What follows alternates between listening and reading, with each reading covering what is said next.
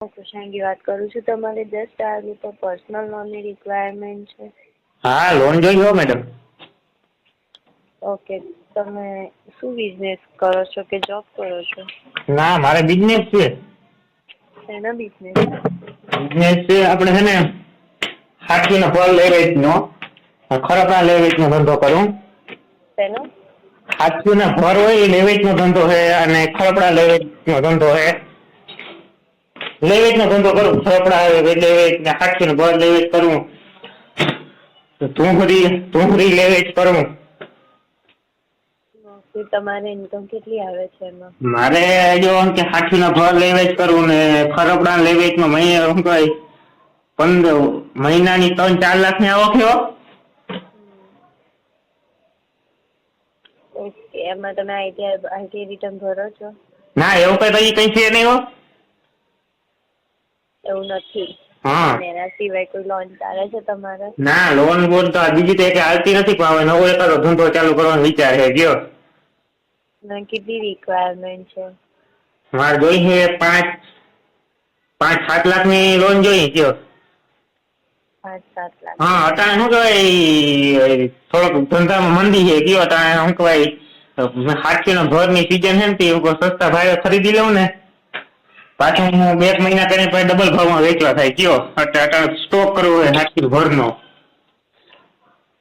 Okay, વાંધો નહીં. પૈસા તો કયો હાથ ઉપર છે નહીં, બધા જે હતો એ બધો સ્ટોક કરી લીધો. અટાણે કેટલા 3.5 ભર સ્ટોક છે હાથીનો. કયો અને એક ભરની કિંમત છે 25,000 રૂપિયા ભાવની ભરની કિંમત છે. ગયો હવે વરસાદનું ટાણું આવે ને તો 35-40 હજાર રૂપિયા ભાવ થઈ જાય. તો ભાઈ 15-20 હજાર રૂપિયા મળે. પણ અટાણે પૈસા થોડા છે નહીં ને સ્ટોક કરવાનો વિચાર છે. ગયો અટાણે સસ્તે ભાવે જડે છે. તો પોતાની દુકાન કરવાની છે કે રેન્ટ પર? ના, મારે પર્સનલ મારો ઘરનો છે. નવો ઘરનો ધંધો છે. રેન્ટ ઉપર શું કરે? એવું નહીં કહેતી સર, તમારે દુકાનમાં છે કે પછી દુકાન પોતાની છે કે રેન્ટ ઉપરની છે? મારી પોતાની છે મેડમ. પોતાની દુકાન છે. પોતાનો હાથીઓ લઈ વેચનો ધંધો છે. અત્યારે શું કહે મહિને 50-60 લાખ 50-60 હજાર ના શું કહે ખરપડા ટીકમ પાવર વેચી નાખો. ગયો વાંધો નહીં સર. ડાયરેક્ટ ખેડૂત પાસેથી જ ખરીદી કરી લો પછી માર્કેટમાં વેચ્યું એટલે મને પ્રોફિટ જડે. તમારા નંબર પર વોટ્સઅપ ચાલે છે? હા. કઈ નહીં તો સર, હું તમને છે ને આ નંબર ઉપર ડોક્યુમેન્ટ લિસ્ટ મોકલું છું. તમે મને છે ને ડોક્યુમેન્ટ્સ મોકલી આપો PDF કરીને. બરાબર, હું છે ને ચેક કરીને તમને કોલ બેક કરાવું. અને બીજું હું તમારે શું કે વ્યાજ શું લ્યો? એ બધું તમને પેલા ડોક્યુમેન્ટ્સ પેલા હું ચેક કરું ને પછી ખબર પડે કેટલું વ્યાજ થાય. એટલે તમે શું કહે બિઝનેસ ઉપર લોન આપો? હા, અમે બિઝનેસ પર બી લોન આપીએ છીએ ને પર્સનલ લોન પણ આપીએ છીએ. કેટલા વર્ષથી 2 વર્ષ? મારે 4-5 મહિના પૂરતી જોઈએ. કયો એટલી થઈ જાય? 4-5 મહિના પૂરતી તો મારે પૂછવું પડે. અને ના 6 મહિના થાય એટલે ઓછામાં ઓછી 4-5 મહિના જોઈએ. 4-5 મહિના વધારે હોય તો હાલે. કયો કઈ નહીં, તમે એકવાર મને ડોક્યુમેન્ટ્સ મોકલો. હું છે ને જોઈ ડોક્યુમેન્ટ્સ બધા ચેક કરીને તમને કોલ બેક કરું છું. બરોબર. કયો ડોક્યુમેન્ટ શું જોઈએ કેમ તમે? હું તમને વોટ્સઅપ કરું છું અને તમે વોટ્સઅપ કરો તો વાંધો નહીં, પણ કરજો ગુજરાતીમાં. કયો હા, સિબિલ ઓકે છે તમારો? હે, સિબિલ ઓકે છે? શું કયો? સિબિલ બેંક સ્ટેટમેન્ટ ઓકે છે? હા, એ બધું રેડી. આવે ટિકિટ કઈ ઘટે નહીં. કયો રવિવારે જ કયો બેંકમાં જ રહ્યો. અમારે શું કહેવાય જે પાર્ટીનું ભર વેચું હો ને એ ભરના પેમેન્ટ એ બેંકમાં જ નાખે ડાયરેક્ટ. અમારે કેટલા 7.5 લાખનું પેમેન્ટ આવ્યું હતું. મેં કેટલા 80 લગભગ 3 કિલોમીટર દૂર મોકલા હતા હાથીઓ ભર. કયો કઈ નહીં સર, તમને છે ને ડોક્યુમેન્ટ લિસ્ટ મોકલું છું. મને પહેલા એટલા ડોક્યુમેન્ટ્સ મોકલી આપો પછી તમને ચેક કરીને કહું કેટલું થાય છે. એટલે તમે તે બેંકમાંથી બોલો? ક્યાંથી બોલો હોવ? અમે કન્સલ્ટન્સીમાંથી બોલીએ છીએ. કન્સલ્ટન્સી એટલે શું કહે દેવાવાળા લોન? હા, બધી બેંકો જોડે ટાઈપ હોય અમારો. એટલે પછી તમે બેંકમાંથી કરાવી દો કે તમારા ઘરના પૈસા કાઢો કે?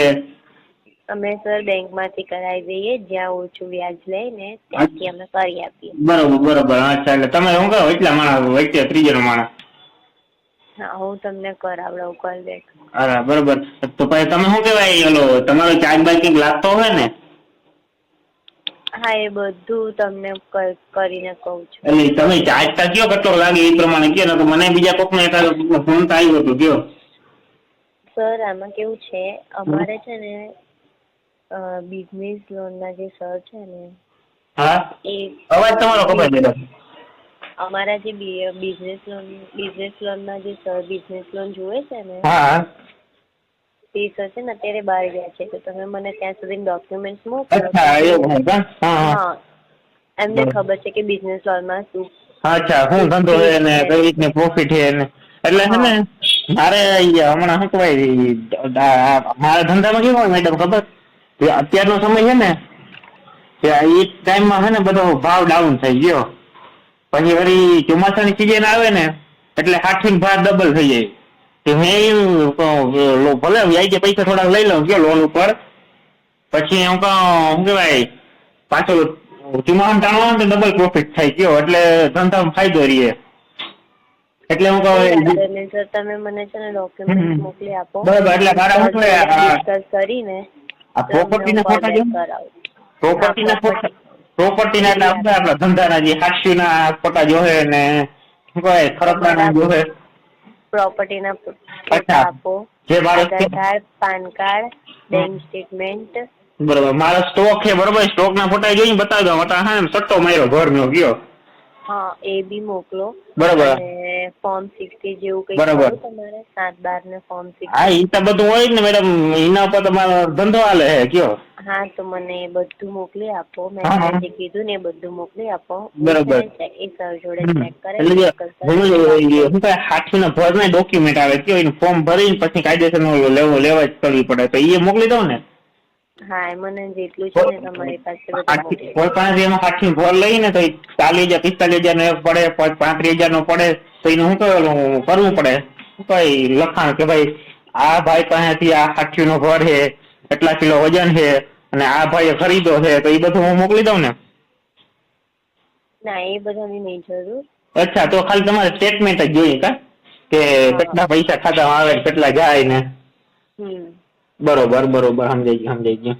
સ્ટેટમેન્ટ, પ્રોપર્ટીના પેપર. હા, પ્રોપર્ટીના પેપર તો છે જ ને બધું. 8/12 અને આધાર કાર્ડ, પાન કાર્ડ. આધાર કાર્ડ ને પાન કાર્ડ. બરોબર. આટલી વસ્તુ મને મોકલી અને પ્રોપર્ટીના ફોટા કા?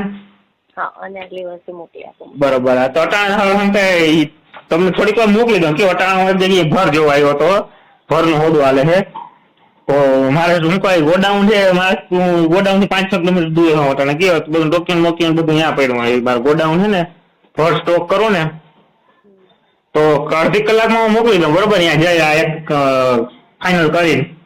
હા. બરોબર. મોકલી આપો. ભલે. તમારું? હા,